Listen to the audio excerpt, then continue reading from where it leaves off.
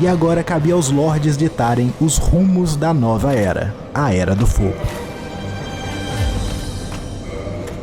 Gwyn, o rei de Anor Londo, capital do reino de Lordran, teve seu clã alçado a estado de deuses. Como agradecimento, deu parte da sua alma para Sif, junto a um título de duque. O dragão traidor, agora com o título de nobreza, poderia dedicar sua vida a estudos na biblioteca do reino em busca da tão almejada imortalidade que sempre invejou dos outros dragões. Gwyn teve 4 filhos. Seu primogênito, que herdou o poder da luz em forma de raio, o deus da guerra, responsável por montar um batalhão de caçadores de dragões que se divertiam caçando os raros dragões que sobreviveram à Grande Guerra, mas que teve o seu nome apagado de todos os arquivos do reino por ter cometido um erro imperdoável: abandonar o reino de Lordran para se aliar aos dragões que ele tanto matava. Guinevere, a primeira filha de Gwyn, que se tornou a deusa da fertilidade e criadora de vários milagres pelo reino, acabou se apaixonando por Flann, o deus do fogo, e os dois deixaram o reino de Lordran. Gwyndolin, seu terceiro filho, nasceu abençoado pela lua. Desde pequeno ele tinha aptidão arcana e sabia vários feitiços complexos. E por causa dessa conexão com a lua, ele foi tratado como mulher e criado como mulher. A lua é uma figura oposta ao sol, que é o título atribuído ao seu pai. Então, provavelmente por ter nascido abençoado pela lua, ele foi criado como mulher, porque ele não poderia ser homem igual seu pai. O jogo não nos dá uma explicação do porquê a lua tem ligação com a mulher, mas existem várias culturas que conectam a lua à fertilidade, o ciclo da lua aos ciclos do corpo feminino. E em jogos futuros da From Software, tipo Elden Ring, nós vamos ter várias personagens femininas que têm ligação direta com a lua e têm alta aptidão arcana. Então eu acho que é uma trend comum nos jogos da From Software.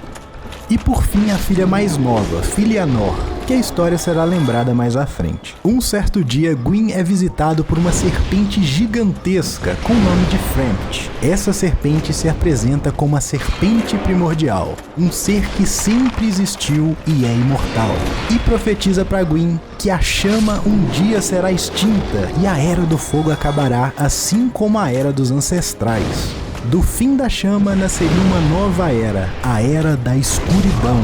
E nesse novo mundo os deuses não mais existiriam, seria a Era dos Humanos. Gwyn, ao saber da profecia, ficou aterrorizado ao pensar que tudo que ele construiu seria destruído, e ele tinha que fazer alguma coisa para que a Era do Fogo nunca acabasse. Sabendo que a raça humana iria suceder os deuses, Gwyn resolveu marcá-los com um símbolo que iria mantê-los sob controle. Essa marca se chama Dark Sign. Além de marcar os humanos com a Dark Sign, Gwyn deu aos descendentes diretos de Pygmy uma cidade na beira do mundo, o lugar mais distante do reino e da chama primordial. E para não parecer uma punição, Gwyn deu a sua filha mais nova, Filianor, como presente pela ajuda na Grande Guerra, e prometeu para sua filha que um dia ele iria trazê-la de volta para Anor Londo.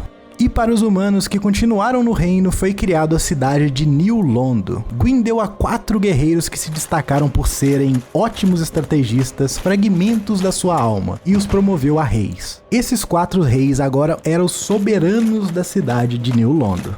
Enquanto isso, na cidade de Izalith, ao sul do reino, a poderosa bruxa e suas filhas, fascinadas pelo poder da chama primordial, tentam replicá-la em um ritual piromântico. Só que esse ritual acaba saindo diferente do esperado e uma grande explosão de chamas consome a cidade de Izalith. Todos os seres afetados por essa chama que conseguem sobreviver começaram a ter seus corpos e mentes deformados, deixando de ser o que uma vez foram para se tornar criaturas grotescas e violentas. Gwyn mandou imediatamente seu exército prateado para combater essas criaturas que agora habitavam as ruínas da cidade de Izalith. E a esses seres foi dado o nome de demônios. E por muitos desses demônios serem antigos piromantes, eles conseguiam manipular as chamas em combate.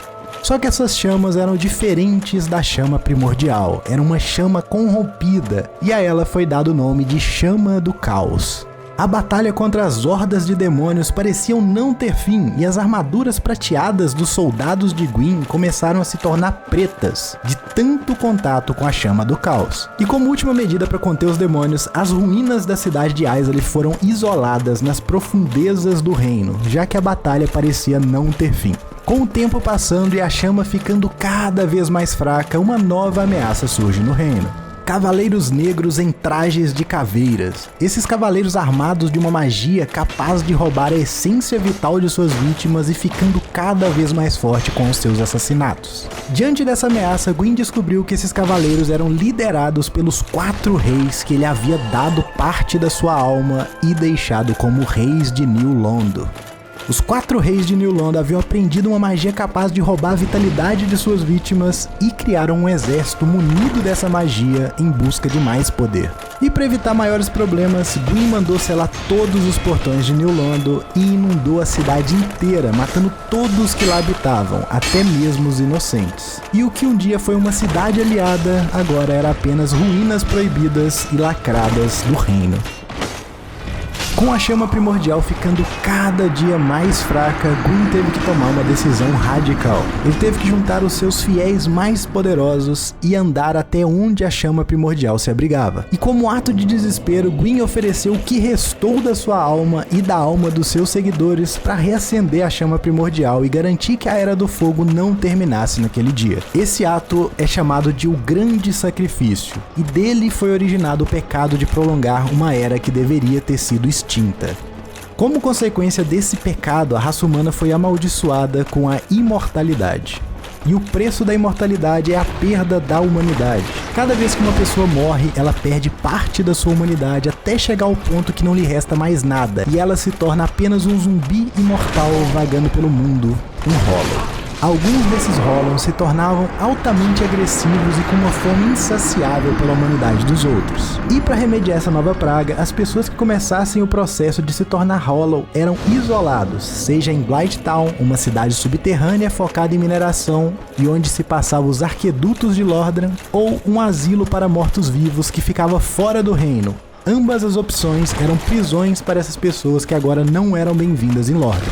E depois de tudo isso que eu contei, é que começa a nossa história. Mesmo com Gwyn fazendo seu sacrifício para acender a chama, parece que ela continua fraca. E nós somos um morto-vivo que está preso no asilo para apodrecer. Até que um cavaleiro joga um corpo com a chave da nossa cela.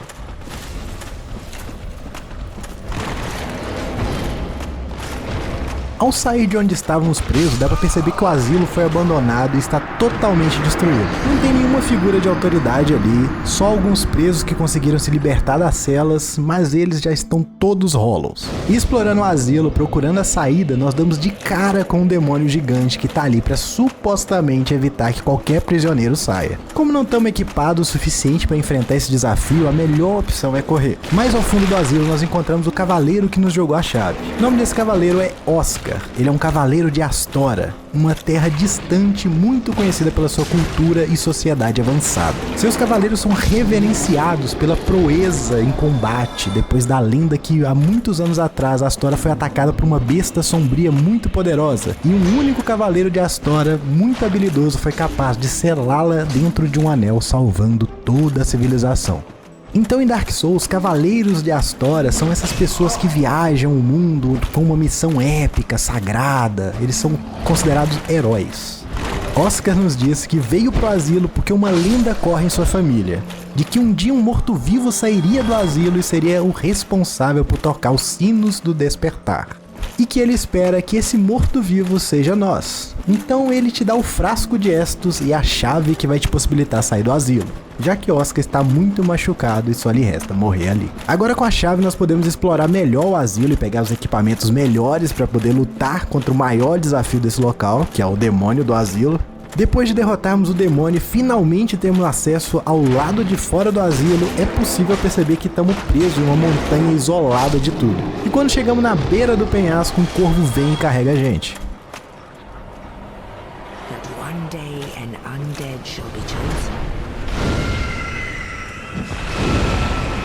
Bom, isso é um momento assim, por que esse corvo veio aqui e carregou a gente? Corvos são criaturas ligadas à deusa do primeiro pecado, Velka. Essa deusa ela é responsável por punir os pecadores, e muito conteúdo dela foi cortado do jogo, provavelmente por falta de tempo. Então existem zilhões de teorias sobre a Velka, quem ela é, o que ela realmente quer, o que é o primeiro pecado.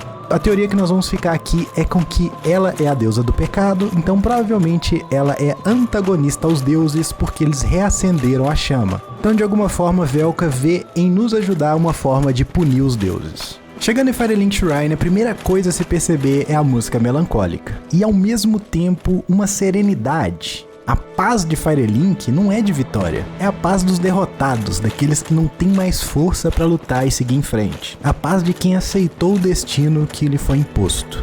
Tanto que a primeira pessoa que encontramos é esse guerreiro que já perdeu praticamente toda a esperança e ele nos fala que não existe salvação aqui em Lordaeron. Que seria um destino melhor mofar no asilo do que sofrer aqui. Mas já que a gente chegou até aqui, ele vai nos ajudar. Existem 2 sinos do despertar, um no ponto mais alto da Igreja dos Mortos-Vivos e outro no ponto mais baixo, em uma ruína perto de Blighttown.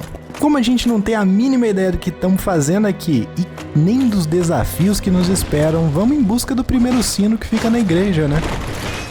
Passando pelo arqueduto e chegando na cidade, nós deparamos com um Wyvern vermelho gigantesco. Aí você fala, porra, mas dragão não acabou? Não mataram os dragões? Bom, Wyverns são uma variação das raças descendentes dos dragões. Eles não têm as escamas de pedras imortais que os dragões ancestrais possuíam e não possuem também 4 patas. São bem mais fracos que um dragão normal, mas não deixa de ser poderoso pra caramba.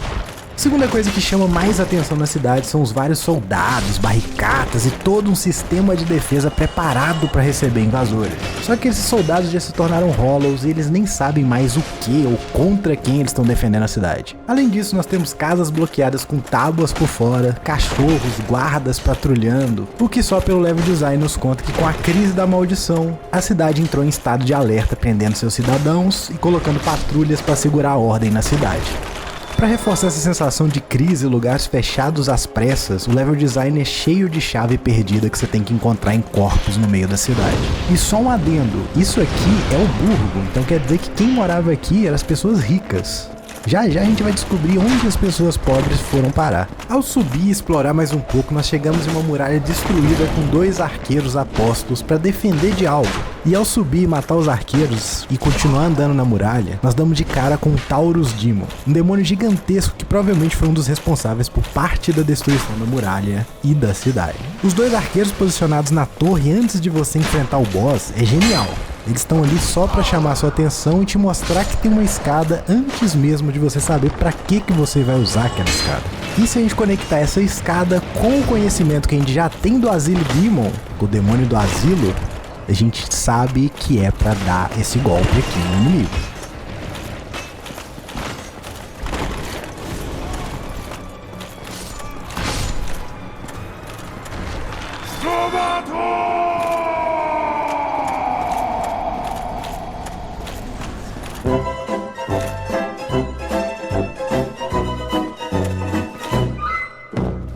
Bom, passando pelo Taurus Demon, finalmente a gente chega na igreja e antes de conseguir tocar o sino, aparece 2 gárgulas para tentar nos impedir. Gárgulas são criaturas fabricadas e com uma única finalidade, proteger algo. É possível cortar o rabo de uma dessas criaturas e uma delas já tá com o rabo cortado, o que significa que eles já tiveram que proteger esse sino várias vezes. É um pequeno detalhe no design do boss que adiciona pra caramba na história e nos mostra que a gente não é tão único assim no mundo. Várias pessoas já tentaram fazer isso aqui e se deram mal. Essa é a primeira luta contra 2 chefes do jogo e tem uma filosofia que eu particularmente gosto muito, mas que foi se perdendo ao longo da série. São 2 gárgulas, mas um complementa o outro. Enquanto um é agressivo, o outro fica de longe tentando controlar a área, enquanto ele cospe o fogo pra você ter lugares pra não poder correr. Que pode parecer um pouco opressor nas primeiras tentativas, mas que gera uma dinâmica interessante. Em jogos futuros, essas lutas com múltiplos chefes acabaram perdendo esse elemento de complemento. Virou mais 2 bichos te batendo loucamente até você conseguir matar um deles.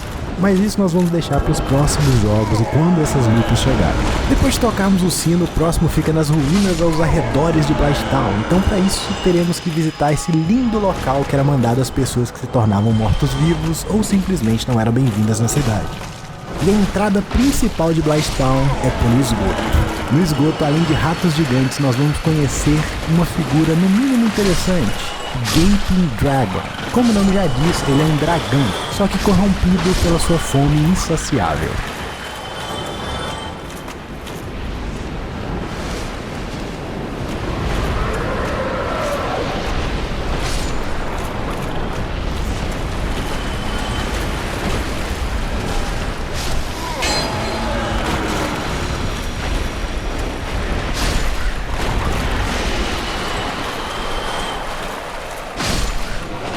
No universo Dark Souls existe um local chamado The Abyss, ou o Abismo. É um local tão perigoso que é comum se falar que nenhum ser consegue caminhar pelo abismo e sair vivo, ou sem ser corrompido por ele. Basicamente o abismo é um local infinito e todo escuro. Nenhuma chama é capaz de iluminar esse local. E há histórias que foi do abismo que a raça humana nasceu. O abismo sempre vai estar ligado ao desejo, ganância, sentimentos destrutivos, mas até sentimentos nobres como o amor.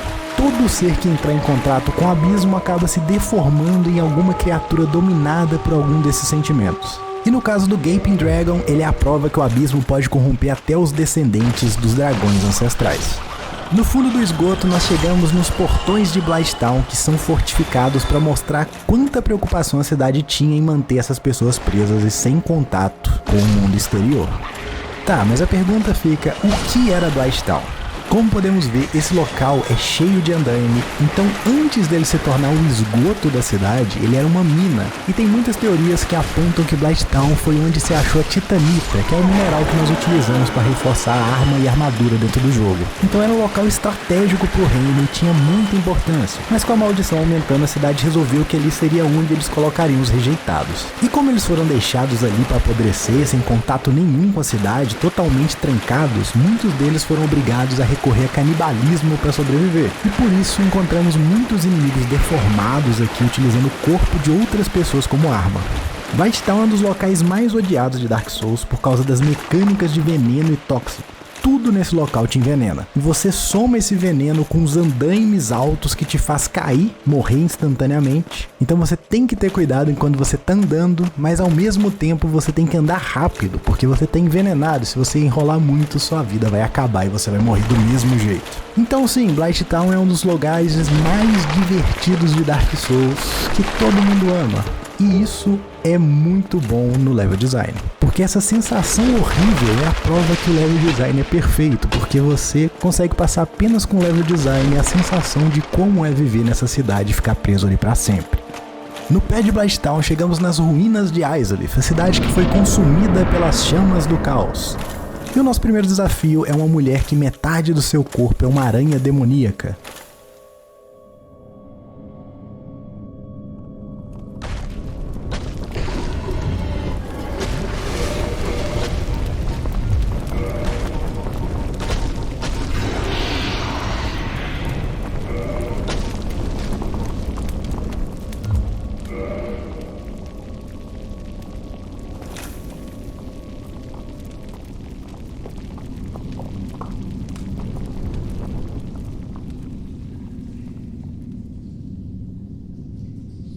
A maioria dos seus golpes são relacionados a chamas, e se você lembra da bruxa de Izalith e suas filhas, elas eram piromantes. Então essa que nós estamos enfrentando é a Quelaag, uma das filhas da bruxa que conseguiu escapar parcialmente das explosões, tendo metade do seu corpo deformado em uma aranha demoníaca. Mas ela ainda mantém a sua consciência.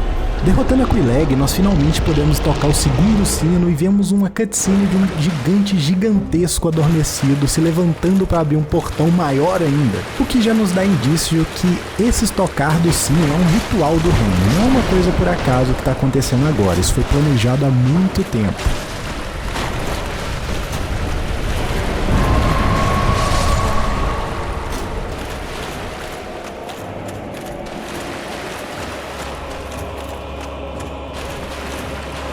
Se continuarmos descendo a ruína, nós vamos encontrar várias pessoas sofrendo com ovos gigantescos em suas costas. E mais pra frente, outra filha da bruxa também teve metade do seu corpo transformado em aranha.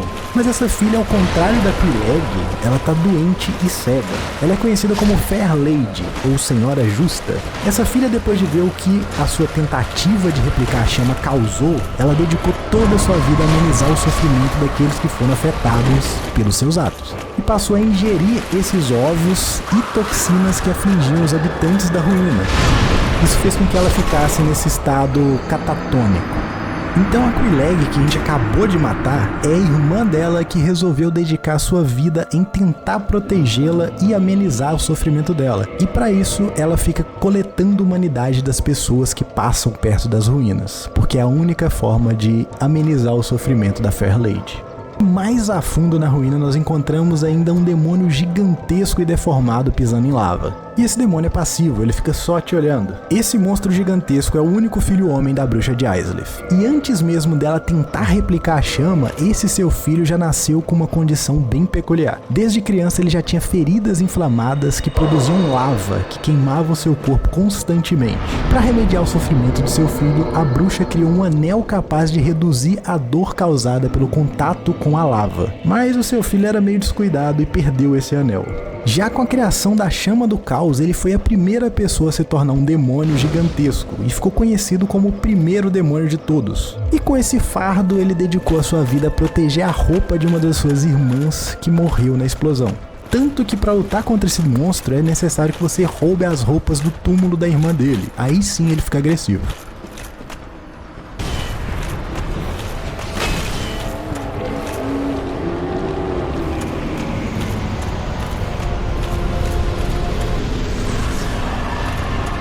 Depois de pôr um fim no sofrimento do Ceaseless Discharge, a lava com que ele estava pisando é diminuída. Por quê? Porque essa lava era dos ferimentos dele. E é revelado um portão nas profundezas das ruínas.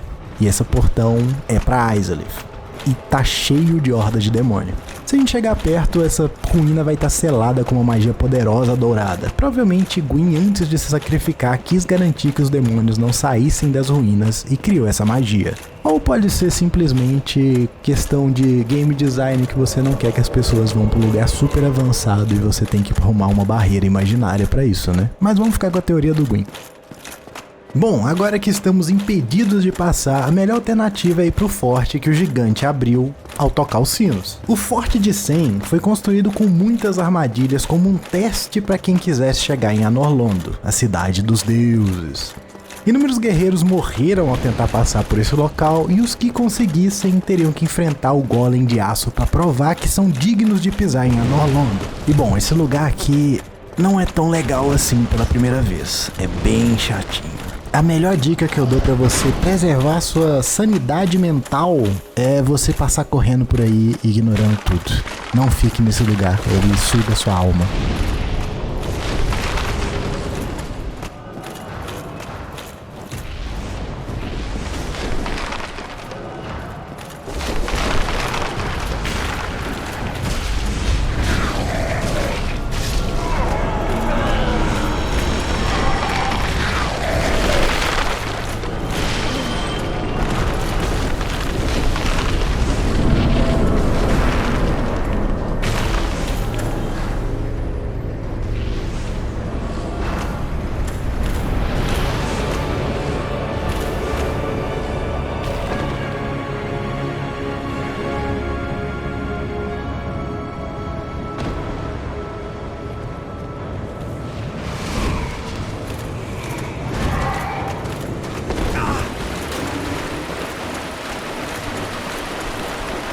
Após derrotar o Golem, 3 demônios nos carrega até a muralha da cidade dos deuses. E diferente de tudo que nós vimos dentro do jogo, Anor Londo tá intacta. Parece que a cidade não foi afetada por nada que aconteceu no reino. Tirando alguns guardas, a cidade está completamente vazia e sem vida, o que causa um estranhamento, já que até então nada no jogo foi tão quieto e vazio assim.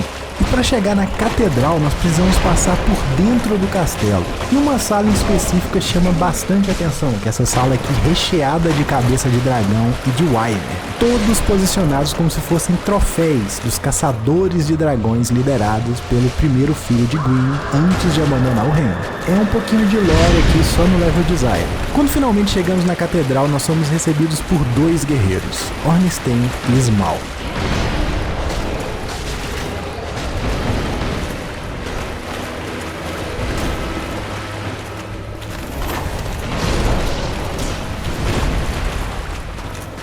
Ornstein foi o guerreiro mais leal a Gwyn e deu seu filho primogênito. Por sua lealdade, ele recebeu uma alma muito poderosa, um anel mágico e uma armadura que foi encantada com o poder do raio. Além de ter o posto de capitão dos 4 cavaleiros de Gwyn. Esses cavaleiros são os guerreiros com maior reconhecimento no reino, composto por Ornstein, Artorias, o único ser vivo capaz de caminhar no abismo. Artorias é um cavaleiro lendário, responsável por resgatar uma princesa e derrotar uma besta negra que havia destruído um reino inteiro. Temos Ciran, o líder de um grupo de assassinos responsáveis por aniquilar qualquer inimigo de Gwyn, e Golg, um gigante responsável por liderar os Matadores de Dragão, um grupo de arqueiros que lutaram na Grande Guerra. Já o outro guerreiro que nós encontramos é Smaug, o Executor. Smaug tentou entrar para esse grupo de 4 cavaleiros de Gwyn, mas ele foi recusado porque ele era um pouquinho cruel e praticava canibalismo. Então não foi uma boa ideia colocar ele nesse altar de reconhecimento. Deixaram ele como executor do reino, onde ele podia fazer as torturas dele, fazer os desejos mais cruéis nos inimigos de Gwyn. Essa luta é uma das mais marcantes da série, principalmente quando Dark Souls ainda era o único jogo. Todo mundo falava, caramba, você tem que lutar contra Ornstein e Smaug. E realmente, essa luta é incrível. Principalmente quando Dark Souls era uma coisa nova, um jogo indiezinho assim que ninguém conhecia e ninguém copiava essa fórmula. Ornstein é um guerreiro super ágil e muito agressivo que sempre vai tomar a dianteira no combate, enquanto o Smaug é lento e tem golpes que podem ser fatais. A dinâmica dessa luta é você tentar punir o Ornstein enquanto o Smaug não consegue chegar até você, porque se ele chegar, você provavelmente vai estar morto. O que pode ser bastante frustrante nas primeiras tentativas, mas é um design que os dois se complementam. Um lento e fatal, o outro rápido, mas com um dano menor. E ainda tem a segunda fase, que um absorve o poder do outro e fica mais forte, formando esse vínculo, esse simbionte da pessoa que um complementa o outro. É um design incrível. Tão incrível que a From Software não parou de fazer luta em duplas, e Elden Ring é praticamente um jogo de luta em duplas, mas que infelizmente eles não conseguem fazer que nem esse primeira luta que eles fizeram. Depois de derrotarmos os 2 guerreiros, nós encontramos Guinevere, a filha de Gwyn, na próxima sala. Ela nos fala que estava à nossa espera e nos dá o Lord Vessel, que é uma bandeja dourada que dá o poder da gente teletransportar entre bonfires. Ela vai e nos fala que nós devemos suceder Gwyn e reacender a chama primordial. Só que caso a gente escorregue e sem querer bate nela, ela simplesmente se dissolve e todo o brilho de Arnolondo vai embora junto.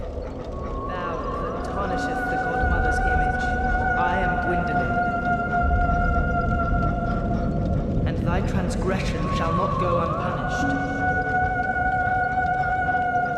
Thou shalt perish in the twilight of Anor Londo. Guinevere, assim como tudo que vimos até então em Anor Londo, era apenas uma ilusão de Gwyndolin, o filho de Gwyn que foi criado como uma mulher por ter ligação com a lua. Gwyndolin estava tentando manipular a gente para reacender o fogo e continuar o legado da família dele sem precisar arriscar o pescoço. Tanto que a gente pode encontrar ele escondido na tumba feita para homenagear o pai dele. And now thou see fit to trample upon the tomb of the great Lord. I am the dark son of Gwyndolin. Let the atonement for thy felonies commence.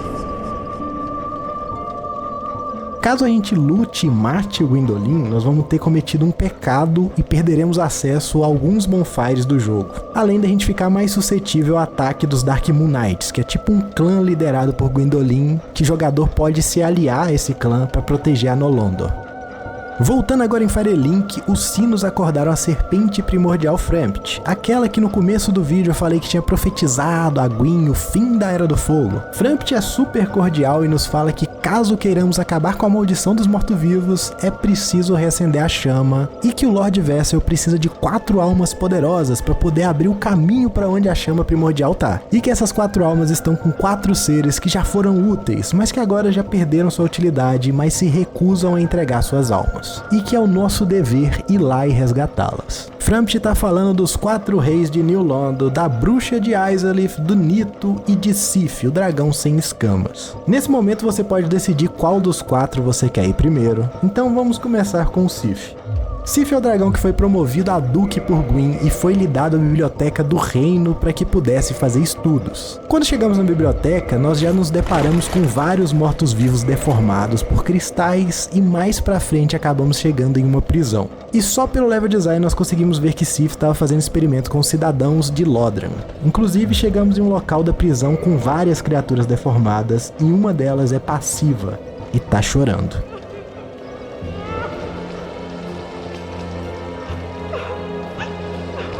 Além disso, nós temos esses carinhas aqui que utilizam de milagres para se teletransportar. Esses são os agentes de Sif, responsáveis por sequestrar as pessoas que serviam de cobaias. A maioria dos inimigos aqui tem ligação com cristais, e porque do lado da biblioteca existe uma grande mina de cristal onde o Sif encontrou um cristal que possibilitou ele alcançar a imortalidade.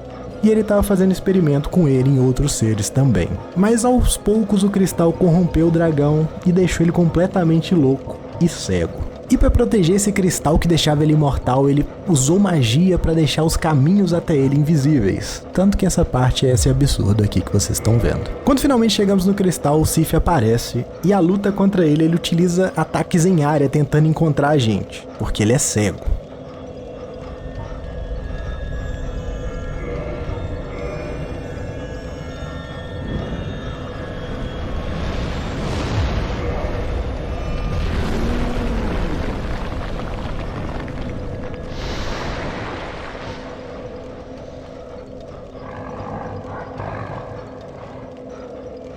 Esses ataques do Sif causam maldição, que é um status que te mata instantaneamente e você fica amaldiçoado com metade do seu HP a menos.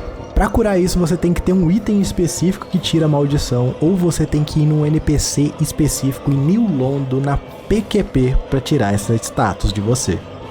Antes da gente conseguir matar o Sif, a gente tem que destruir o cristal primeiro, e aí sim a gente vai conseguir bater nele. Essa luta é interessante, mas eu confesso que essa ideia da maldição que fica com você até você conversar com um NPC específico ou comprar um item específico é bastante interessante em teoria, mas quando você tá tentando matar o chefe é um pesadelo você ter que correr até um NPC na PQP para comprar um item ou tirar a maldição conversando com ele, além de ter que farmar alma para isso, né? E agora que temos a alma de Sif, nossa próxima parada é New Londo, a cidade que Gwyn inundou por causa dos Cavaleiros Negros roubando vidas. Ao começar a descer em direção a New Londo, há um pequeno grupo de Hollows que estão ali apenas lamentando e chorando. Eles são passivos, provavelmente eram cidadãos de New Londo, ou tinham algum parente na cidade.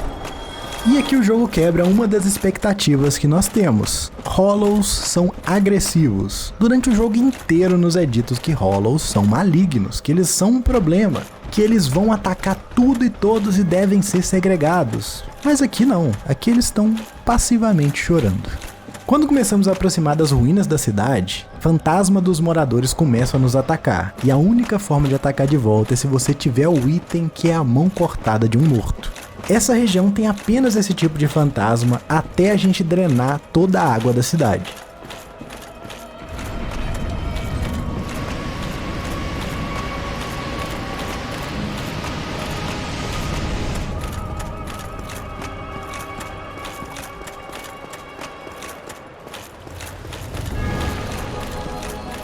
Aí começa a aparecer os Cavaleiros Negros e essas bolas deformadas. Esses seres são um tipo de morto-vivo, mas que não sofrem da mesma maldição que nós. O que me faz ter certeza que Gwyn inundou New Londo quando a maldição dos mortos-vivos ainda não era presente, já que em Dark Souls nem todo morto-vivo é fruto da maldição. Alguns são necromancia, outros são influenciados pela proximidade do abismo. Essa bola preta provavelmente é um morto-vivo influenciado pelo abismo, que é um amálgama de vários mortos-vivos. Quando finalmente chegamos perto dos 4 reis, é necessário que pulemos no abismo para enfrentá-los. Só que se pularmos, acontece isso aqui.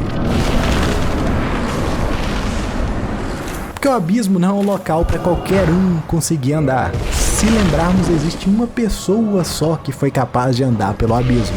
E é pensando em Artorias que nós vamos para o cemitério que ele foi enterrado em Darkroot Garden, um dos poucos locais desse mundo que parecem não ter sido tão afetados pelo tempo. É uma das áreas menos decaídas do jogo, tem cachoeiras, lagos e no fim desse local temos o túmulo de Artorias. Quando chegamos perto do túmulo, um lobo gigante nos ataca empunhando a espada do cavaleiro.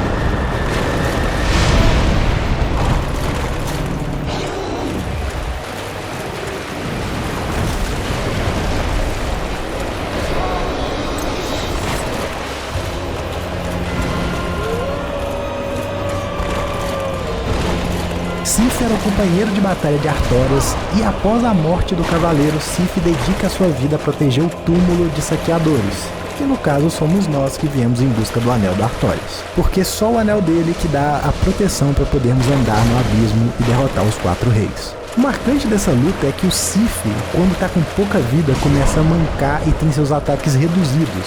E o jogo nos força a ter que matar o Sif para conseguir ter acesso ao anel. Por mais nobre que seja a sua intenção, não dá para negar que matar um lobo machucado para poder roubar um anel de um defunto não é uma coisa tão legal assim, né? Bom, agora depois de cometer uns 20 crimes e pegar o anel, nós podemos voltar pro abismo e finalmente descer para encontrar os 4 reis. E eles estão totalmente deformados. Um dos seus ataques é um agarrão que eles chupam sua energia vital, a magia que levou à corrupção do abismo na cidade. Essa é uma luta mega corrida. Quando você entra na arena, nós temos apenas um rei, e a cada 40 segundos um novo rei aparece, com um total de 4 reis. Caso você mate algum, o timer reseta, e aí você tem mais 40 segundos até o próximo reaparecer. Essa foi uma das lutas que eu mais morri em Dark Souls, e a corrida até ela é uma tortura. São momentos como esse que me faz querer um bonfire do lado do chefe, igual nos jogos do futuro. E eu abriria mão até desse design incrível de mapa, só pra ter um bonfire do lado do boss.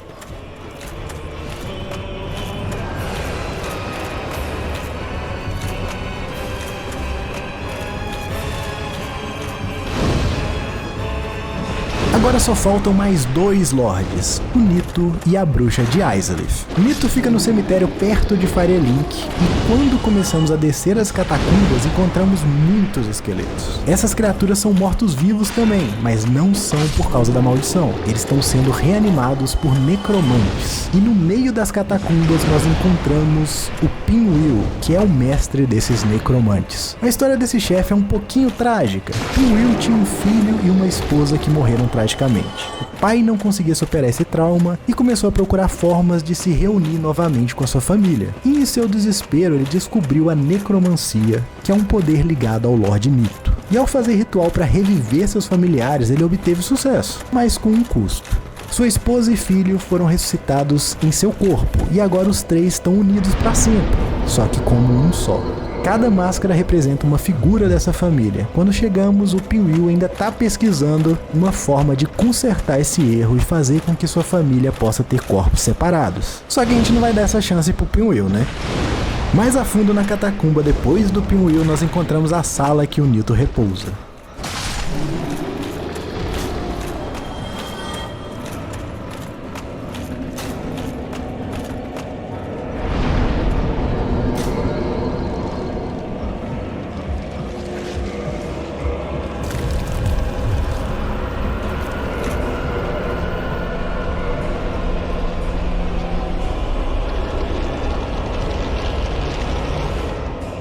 Nito é um personagem que tem relativamente pouca história. Ao encontrar a alma de Lorde, ele se transformou nesse ser que é um aglomerado de esqueletos. Após a grande guerra contra os dragões, Nito se refugiou nas catacumbas e hibernou. Nito é praticamente a manifestação da morte e da doença, e ele não precisa agir diretamente para exercer a sua influência no mundo. Mesmo dormindo, a influência dele ainda é sentida no mundo, dando conforto aos mortos e levando morte aos vivos. Ele é uma força da natureza. A luta com o Nito é relativamente simples, os golpes dele são muito lentos e a única dificuldade é os esqueletos que tem na área. O Nito é aquele famoso chefe que só intimida mesmo pela aparência e pelo tanto que você tem que correr para chegar nele. As catacumbas até chegar no Nito é um local totalmente escuro, cheio de inimigo e buraco que te mata na hora. Você pode até utilizar a tocha para ver melhor ou achar essa lanterna aqui de caveira que ilumina tudo. A ideia do escuro e usar item para enxergar é muito legal, mas eu acho que a From Software exagerou um pouco no colocar esse tanto de arqueiro e bicho que te mata instantaneamente. Seria muito mais divertido se a From Software colocasse inimigos mais lentos ou em menor quantidade para brincar com a escuridão, ao invés de te colocar num lugar cheio de inimigo que te mata muito fácil e que pede para você ficar correndo no escuro segurando uma lanterna. E por último, sobrou a bruxa de Isley. Agora nós podemos passar por aquela barreira que encontramos quando fomos tocar o sino. Além da quantidade absurda de demônio, o que dá pra notar aqui nas ruínas de Isley é que ela tá coberta por raízes de árvore. A ruína também tá lotada de lava, e um dos chefes que enfrentamos aqui é o demônio da centopeia.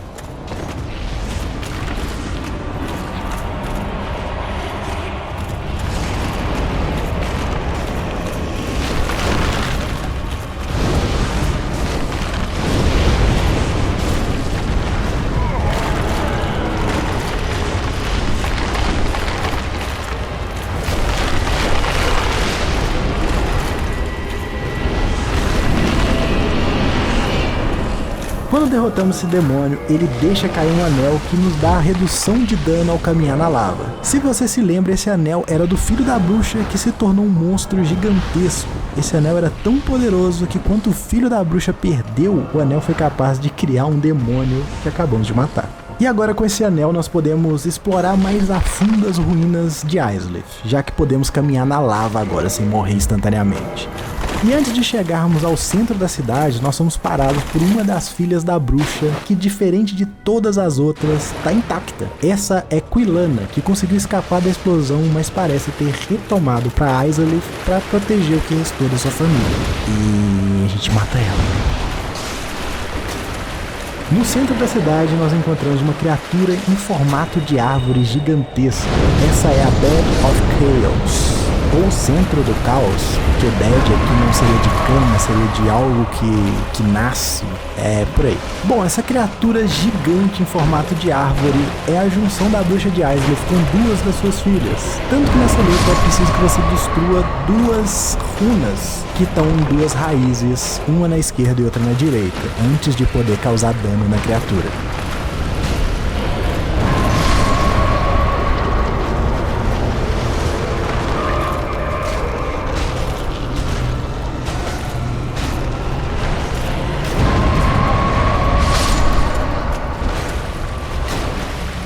Depois de destruir as duas raízes, é possível entrar nas raízes por baixo da árvore gigantesca e nós encontramos essa coisa maravilhosa aqui, que conseguimos matar apenas com um golpe. E essa larva era a antiga bruxa de Isley. Na sua sede por produzir a primeira chama, um dos seres mais poderosos do reino se tornou apenas uma larva insignificante, além de condenar todos a uma vida de sofrimento. Essa é uma das lutas mais problemáticas do jogo. Como o chefe é gigantesco, nós temos que ficar jogando olhando pra cima, para evitar as mãozadas que ela dá. E depois que a gente destrói uma das raízes, o chão começa a quebrar, então nós temos que olhar pra cima e pro chão ao mesmo tempo, que é impossível.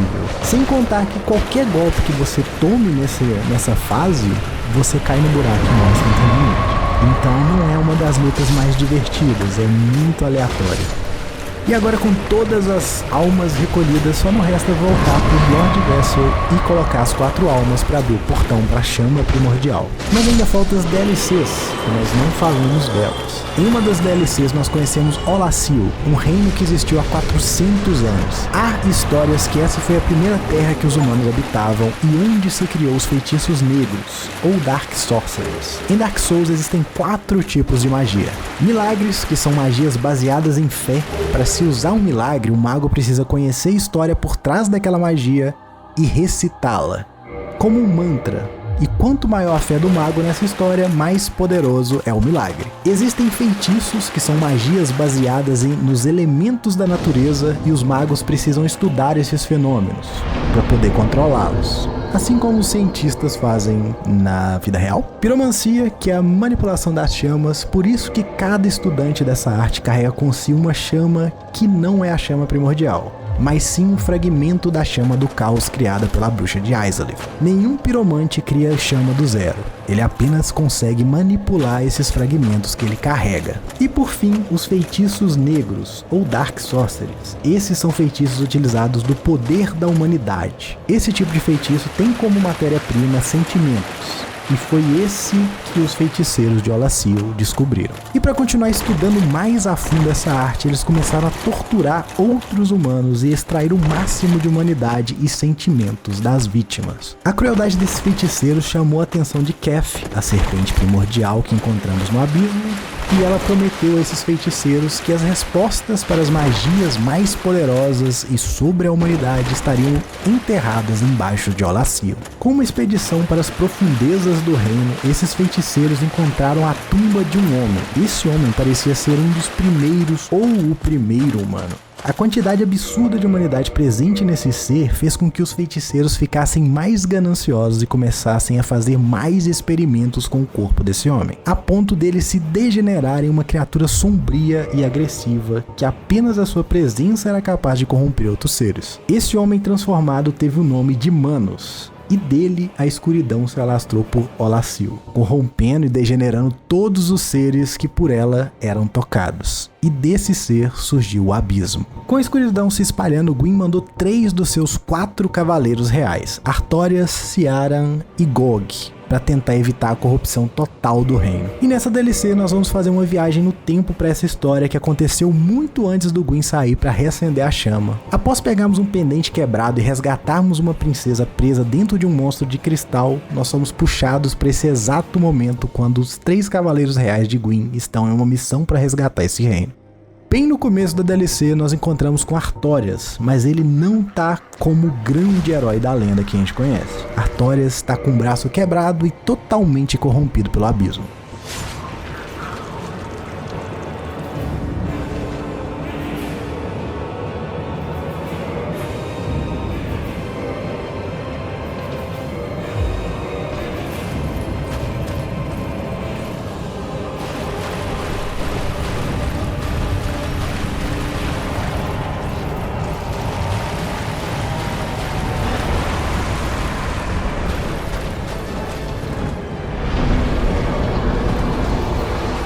Não pensa 2 vezes antes de nos atacar e todos os seus golpes são animalescos.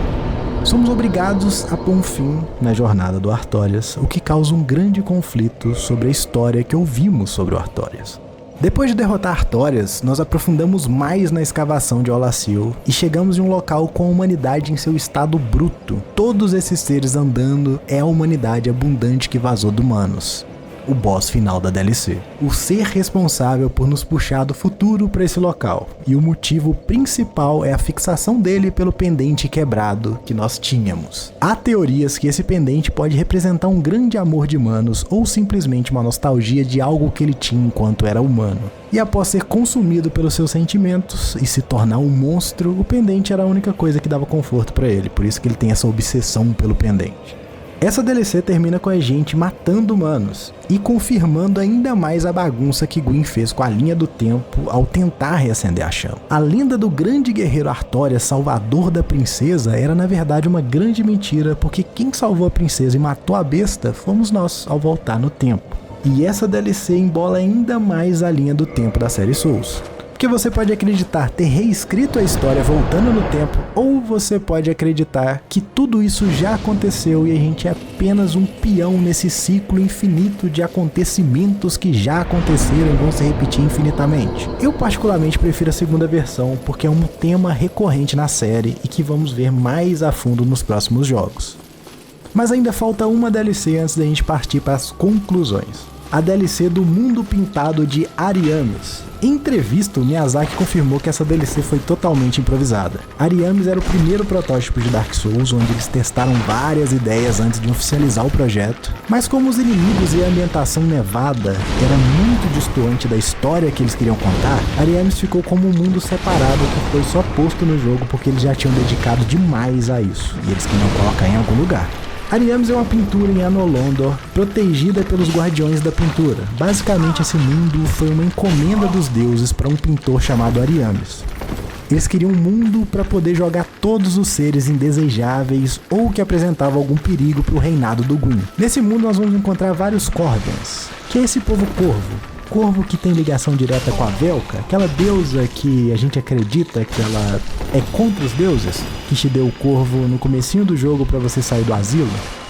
E a figura mais importante de Ariamis que vai servir para a base de jogos futuros é a Priscila. Essa Priscila é uma meio humana, meio dragão. Priscila é a filha de Sif com uma humana ou com uma deusa. Não está especificado quem é a mãe dela. Ela foi presa em Ariamis porque ela tem essa foice capaz de roubar a força vital de outros seres. E por isso o Gwyn achou que ela seria perigosa demais para ser deixada no mundo normal. Aqui nesse mundo ela serve como uma guia. Ela conforta esse povo aqui aprisionado e tenta trazer eles à paz.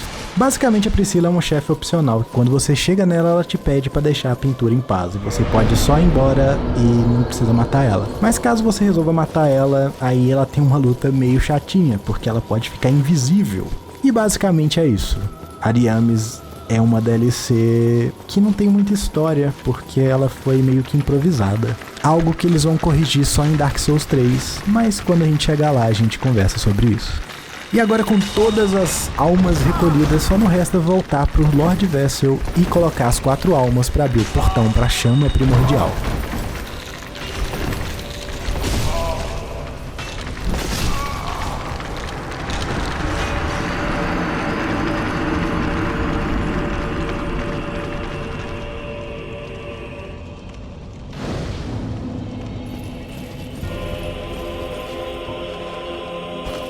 E ao abrir os portões, a primeira coisa que vemos é um ambiente totalmente iluminado, com vários fantasmas de soldados passeando perdidos. No universo Dark Souls, a luz é associada a tempo. E esses fantasmas transparentes, que geralmente são representados no jogo como outros jogadores em outros mundos, nos fazem entender que Gwyn, ao reacender a chama, causou uma quebra da ordem natural do tempo. Por isso que onde a chama tá, tem essa separação de luz e fantasmas.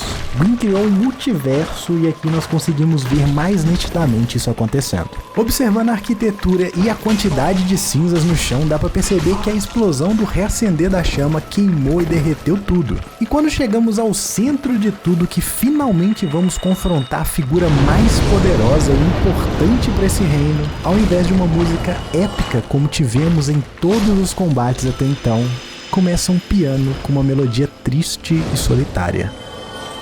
Uma quebra de expectativa. Genial!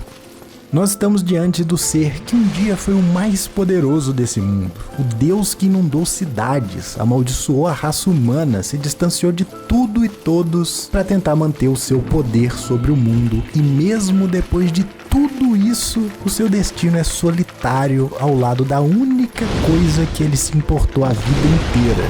E agora essa única coisa está se apagando diante dos seus olhos vazios. Quando lutamos com Gwyn, ele já tá hollow.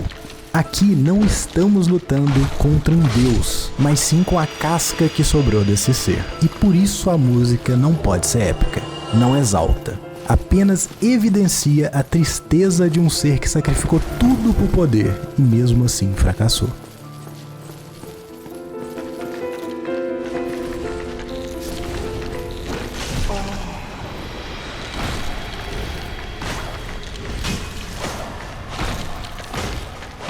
Após derrotarmos o que sobrou de Gwyn, podemos finalmente reacender a chama primordial e servirmos como combustível para reiniciar novamente a Era do Fogo.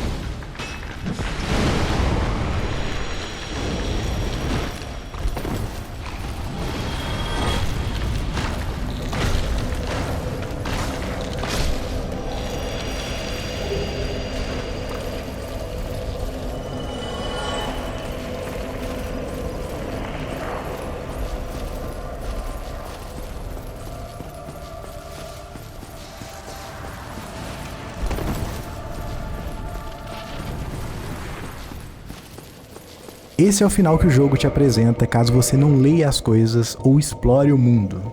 Mas existe um outro final alternativo. Caso voltemos ao abismo após matar os 4 reis, nós encontramos Kef, que também é uma serpente primordial igual Frampt, que se aliou a Gwyn. Kef é o responsável por ensinar a magia de drenar a vida aos príncipes e a entidade por trás dos Cavaleiros Negros que atacavam Lordran. Ele nos conta que somos ancestrais de Pigme, o Lorde que encontrou a Dark Souls e o fragmentou para gerar a humanidade. E que nós deveríamos não reacender a chama, mas sim extingui-la e começar uma era da escuridão. Que essa sim seria dos humanos. E a gente seria o Lorde que lideraria a humanidade.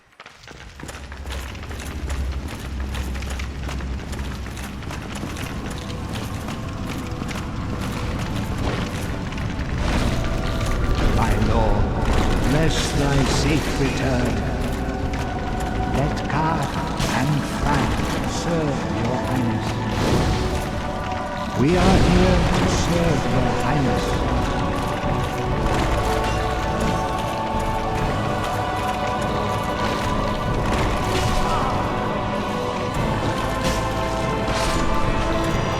Let true dark be cast upon the world.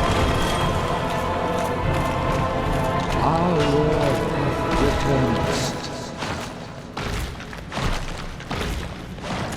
Caso tenhamos conversado com Kef antes de derrotar Gwyn, essa opção é possível. Mas devido ao histórico de Kef, é difícil acreditar que tudo que ele esteja falando é verdade, né? Bom, essa é a história mega resumida de Dark Souls 1 e eu tentei passar aqui os conceitos básicos para que possamos estar na mesma página para os próximos jogos, onde nós vamos aprofundar em mais alguns conceitos desse mundo. Eu sei, talvez faltou conversar sobre algum NPC ou sobre algum fato específico, mas eu tive que filtrar bastante coisa. Como vocês estão vendo, esse vídeo tem quase 1 hora ou mais de 1 hora e eu precisava resumir e cortar coisas, que senão esse vídeo nunca estaria pronto. Dark Souls escolheu contar a história do jogo do mesmo jeito que a gente experiencia a vida. Quando a gente nasce, tem um bando de coisa importante que já aconteceu e tem um bando de coisa importante que tá acontecendo.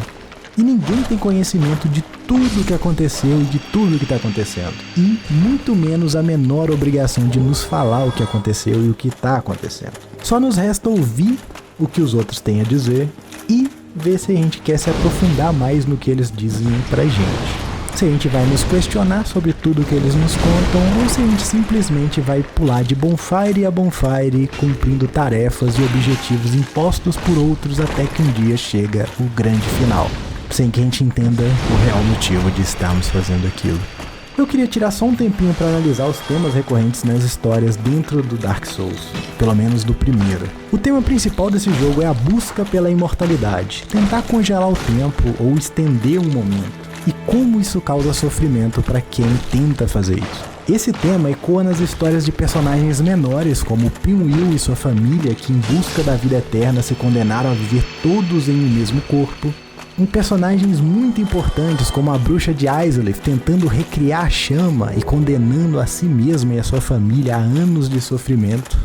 No dragão sem escamas que fez experimentos em várias pessoas em busca de prolongar sua vida. E após conseguir prolongar sua vida, ele ter perdido toda a sua sanidade e visão por causa disso. E por fim, o Gwyn que dedicou a sua vida inteira em tentar estender o fogo, sacrificando o que fosse preciso para isso. E mesmo assim, fracassando.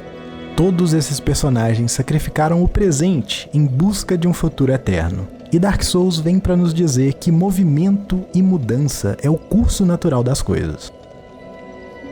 Tudo cresce, amadurece, decai e morre. Os seus melhores momentos irão acabar. E se de alguma forma isso te causa desespero, os seus piores também irão.